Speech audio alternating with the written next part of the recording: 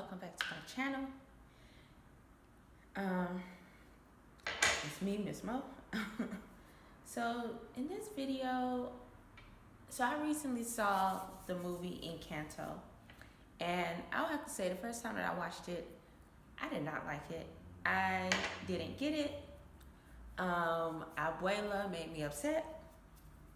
Um, I felt like she was putting, too much pressure on the family, which is, kind of the theme of the movie. In terms of like this idea of perfection and how it can like kind of ruin you from the inside out, and rock your foundation, and break you, which is, what happened with the magical house that they lived in. But I would say that the first time I saw Encanto, I did not like it. And people's or the public's like obsession with the movie, like people were talking about it at my job. Like there was a Slack channel. I mean, it wasn't a Slack channel about it, but on this company Slack channel, there was a conversation about it. And like, I don't got no kids. And I enjoy storytelling, and I noticed that a lot of the movies, that are coming out these days, they don't have good storytelling. It's just a lot of things to kind of distract you and just like kind of look pretty and all that other stuff. So I don't be very excited about movies that are coming out because there's no substance with it. And like I said earlier, I don't got no kids, so I'm not about to hop onto, go watch a cartoon. Which is what Encanto was, a cartoon movie or animated movie. So I say all that to say that I wasn't like too pressed or like, overly excited about seeing this movie. But it was on Amazon Prime, and it wasn't $1 million, movie theater prices. So I was like, okay, I'll pay my $6. Movie. I'm going to be painting my nails in the process while I'm talking. And so I watched it, and I was telling my friends about it, like, yeah, I watched the movie, but the first time I watched it, I didn't get it. Like, I didn't. And there were parts of the movie that I was also kind of offended by. But yeah, and they were like, oh, you was probably doing something else while you were watching it. Nope. This movie had my full attention. And I was just like, what is this? There were some things regarding the storyline that I really didn't get. And when I say that some things kind of offended me, the one thing that offended me was, the first thing that offended me was Mirabelle's, I guess, little cousin. I didn't like his gift. I mean, like, I love being, like, as I paint my nails, I love being a natural bitch. Like, I love nature and I love all of that. But I feel like Disney, when it comes to darker skinned animated people, like The Lion King, which is like one of the most, a great Disney movie, like, prior to, like, what I'm trying to say is that why the little cousin, why his gift gotta be that he could talk to animals? Why is everything that is dealing with people that are of darker skin, it has to be something that like is animalistic in a way? And I don't think, I mean, maybe if somebody's watching this, they're probably like, oh, it's not that deep. But bro, when you look at all these Disney movies, and like, as I mentioned before, like, I enjoy movies, I enjoy storytelling, I enjoy like storytelling. And so, but when you look at how people are telling their story, or how people are telling the story of these characters, what imagery are they using to show these stories? And I hope you all can see me okay. too, cause I have on my ring light and like this natural light is coming in. But like, what are they saying when they're telling these stories? And like the fact that this little boy is in nature is like it's beautiful to see, because again, I love when people connect with nature, but at the same time it's like, why is it whenever there's something to be celebrated in these animated movies, why is it when the character is of darker complexion, that it has to be them being in the jungle or being wild or being something like that? Like that was like one thing that really bothered me in the movie. And so yeah, but yeah. So when I first watched it, I didn't like the movie, and then people kept talking about the movie, and people kept singing about Bruno, even though people see this when people don't pay it. It's when people don't follow directions, and I'm gonna be one of them. They say we don't talk about Bruno, but Bruno was basically the star of this movie. We don't talk about him yet. We're gonna talk about him. Here's the tea, girl. Get your cup ready. It is piping hot. But so yeah, so I watched it again, and this time, like, I understood the storyline. I mean, I didn't. So when I watched it the first time, I didn't understand what was going on. I was still kind of confused. I saw a lot of imagery that kind of reminded me of like Beauty and the Beast, and Frozen, because of like the sister, like trying to rebuild sister relationship. And I think the thing that reminded me of Beauty and the Beast was that it was like a magical house. And so I watched it a second time, just trying to figure out why the fuck do people like this movie so much? Is it the colors? Because, I mean, Coco was the bomb. And Coco, Coco had the same aesthetic as this movie. So I'm like, what is it about this movie?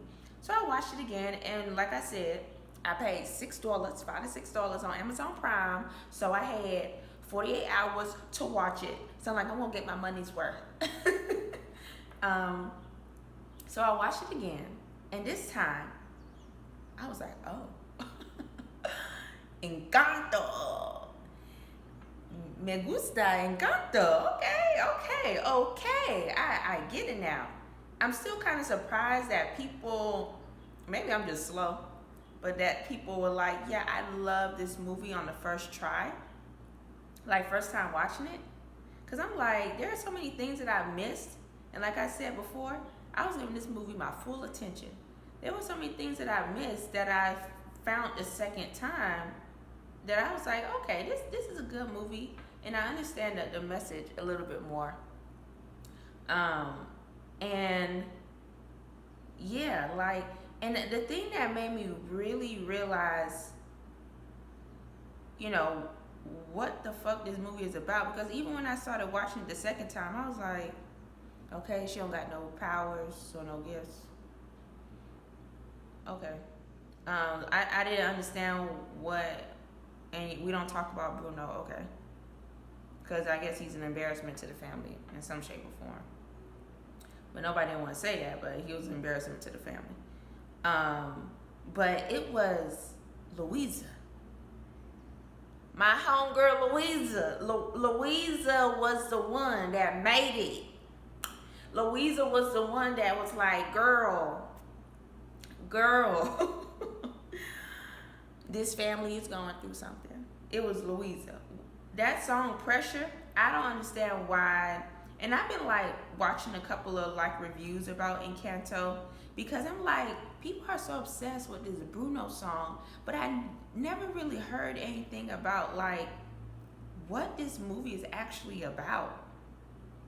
They just feel like whenever you mention Encanto, we don't talk about Bruno. It's like they are being like brainwashed or something. Like, as soon as you say Encanto, we don't talk about Bruno. It's like, okay. Did you like the movie or not? So But Louisa, that song Surface Pressure, pressure like the drip, drip, drip that never stops. Oh, oh, oh. Pressure like the tip, tip, tip until you pop. Oh, oh, oh, oh. That song was the one that that made the movie make sense. And it, for me, and it like kind of tied everything together because now I understood. I'll take it back. It wasn't necessarily Louisa. It was Isabella or Isabel, the perfect sister. Because she was like, oh, I'm not perfect. And I was like, okay. But then watching it a second time and hearing Louisa's song and hearing how like this constant pressure, I was like, oh, now Isabella's song makes sense. I'm just gonna call her Izzy. Now Izzy's song makes sense. Now the movie is making sense. And so that led me back to Bruno and like kind of what Bruno, represents and how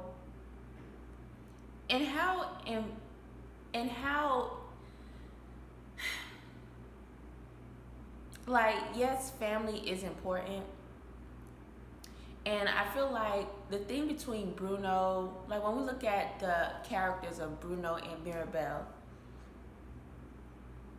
Bruno had a gift.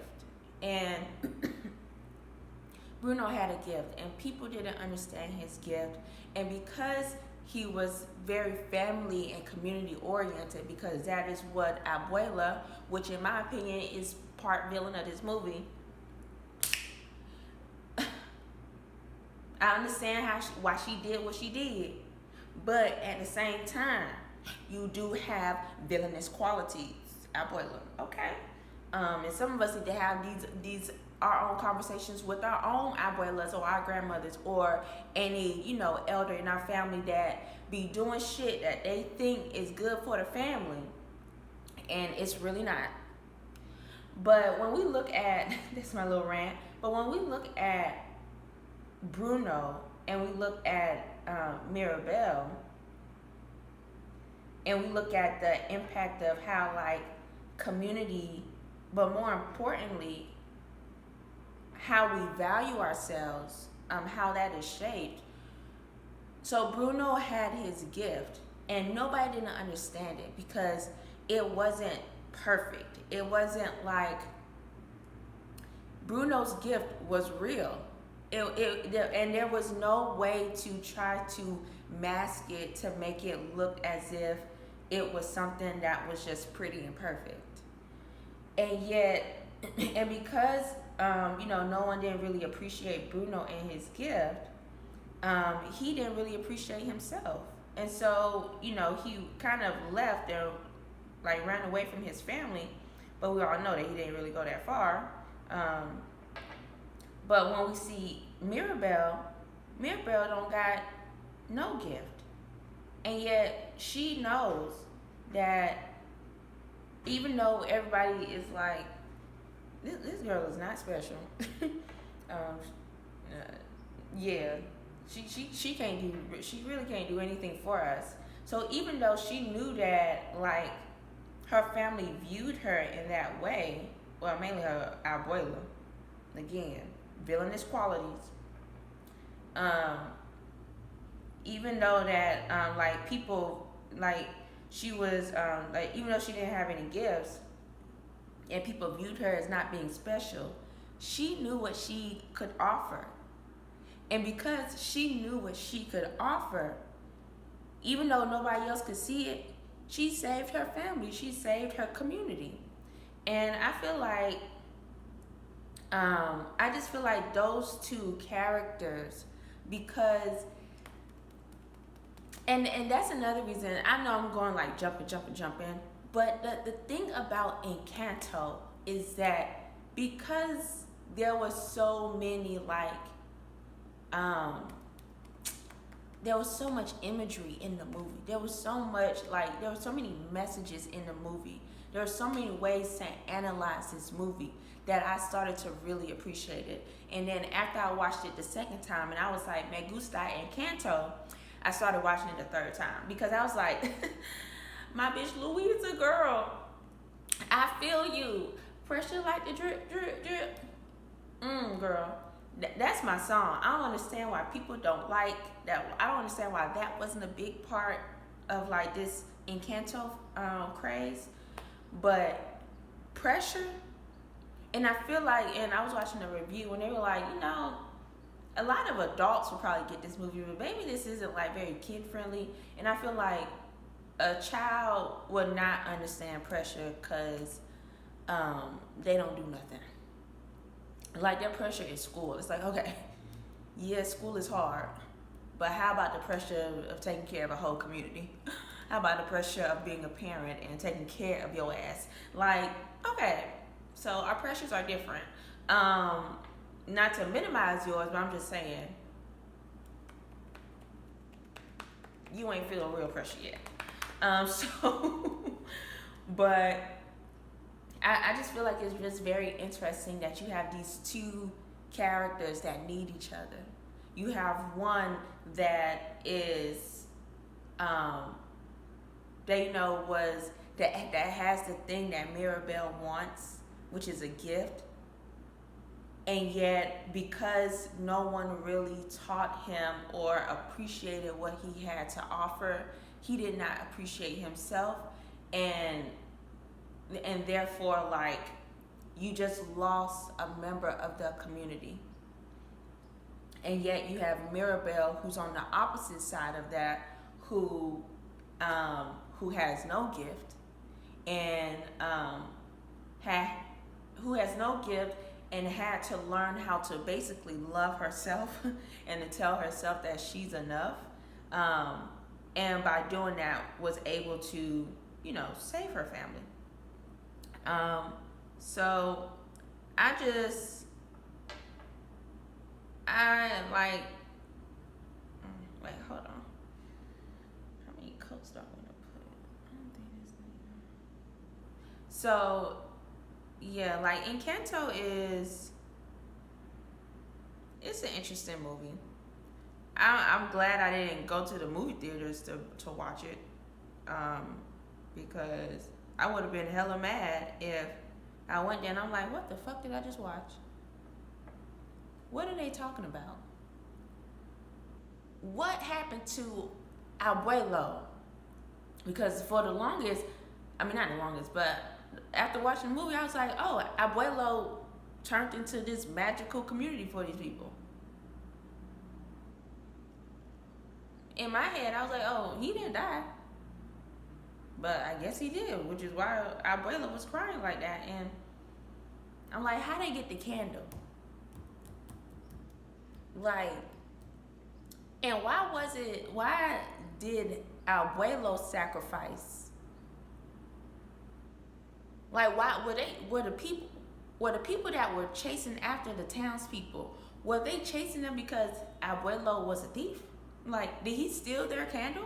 Not like, I'm just trying to understand, like, not to make, I know I have my personal feelings about Abuela, but I'm just trying to understand, and I feel like that was one thing that I didn't like about the movie, along with Mirabelle's little cousin getting that gift of talking to animals, and Disney's fucked up perception of how, like, darker skinned people are just like animalistic. Like, the young boy was beautiful. Like, and I love the fact that he was, they had a character that connected with nature. But at the same time, why couldn't that be the older sisters? Or why couldn't that be Izzy's gift? Like, I don't know.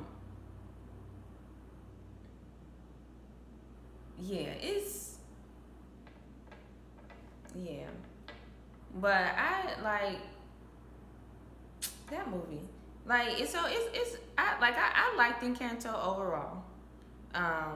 And I just feel like Bruno's character was so pivotal for Mirabelle's personal development, um, and I think it also highlights, and that's kind of like why I wanted to do this video. I've been talking for like 20 minutes. That's why I kind of wanted to do this video, because I feel like Bruno represents a side of us that people may not understand, and so we hide it and we shield it and we make it as if it's something bad because other people don't understand it. But I think the important thing is that when we have something within us that we feel will be, labeled as bad or problematic, I think, pulling from Mirabelle's courage, that we have to know how to love ourselves. Like, we have to be able to love ourselves even if other people are not willing to love who we are. And yeah, I really appreciated Bruno. And I feel like if he, and again, that's why I say that Abuela has very villainous qualities, because she made her family feel bad. She made her family feel like shit if they were not perfect. And which caused Bruno to go on his, like, he may have had a little, maybe a little psychotic break or whatever. But it could also have been just his gift. Like, and when you're surrounded by people who don't understand you and who are not able to create a nurturing environment that fits your needs, it can definitely make you, go crazy. But just again, like looking back at Mirabelle, when everybody is kind of like against you and don't really see you as anything, it's so important for you to see yourself as something. And so, yeah, that was like kind of the overall message for this video. And yeah, this is that movie. It was a good movie, but it took me 2.5, almost 3 times to watch it to see that, because the first go around, again, I was like, what the hell? What are they talking about? Where did they get this candle from? And you telling me, it's kind of like I feel like it's kind of like a utopian society, but let's be real. Like, you tell me that there ain't nobody in that village that is kind of like, damn, I wish I was a Madrigal, or however I don't know how to say their last name, but I wish I was part of their family. I wish I had a gift. How can I get a gift? Like, there ain't nobody in that village like that. I'm not saying, I would love to live in a world with no haters. But let's be realistic. Let's be realistic about, human nature and how the people can have like a jealous spirit. But you know what? That's their little home. That's their little home. That's their little island or whatever. So, they do what they want to do on there. And then, yeah. And I feel like another song that was kind of like, or another, I don't know how to describe it, another like musical piece that was kind of like downplayed was, dang, the cousin that could hear stuff. Like, when they were talking about, like, we don't talk about Bruno, and then that cousin's little snippet, man, that thing was like, cha, cha, cha, cha. I was like, yes. Like, I like how, I like a lot of the songs in the movie, but that little snippet, for me, my top favorite, like, musical song pieces, whatever, in that movie was Surface Pressure by my homegirl Louisa.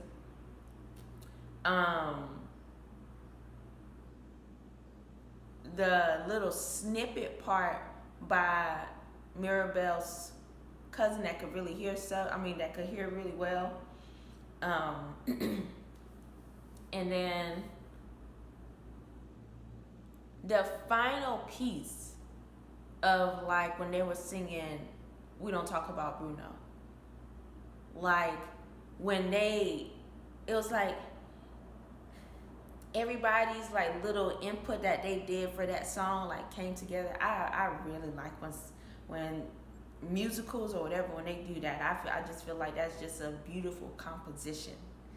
But yeah, so if you have any feelings about this Encanto movie, please leave it in the comments below. Cause I just could not get it why people liked it the first time. Well, I didn't know what the movie was about, so that really caused a lot of confusion. Cause when the first song came out, no, when Mirabelle started singing, and somebody else said this in a review, they were like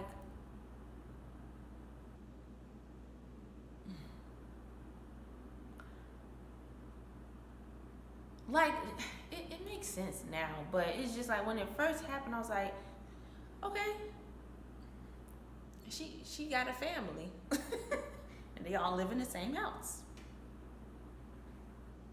Okay, but yeah, so thank you all for watching. Bye.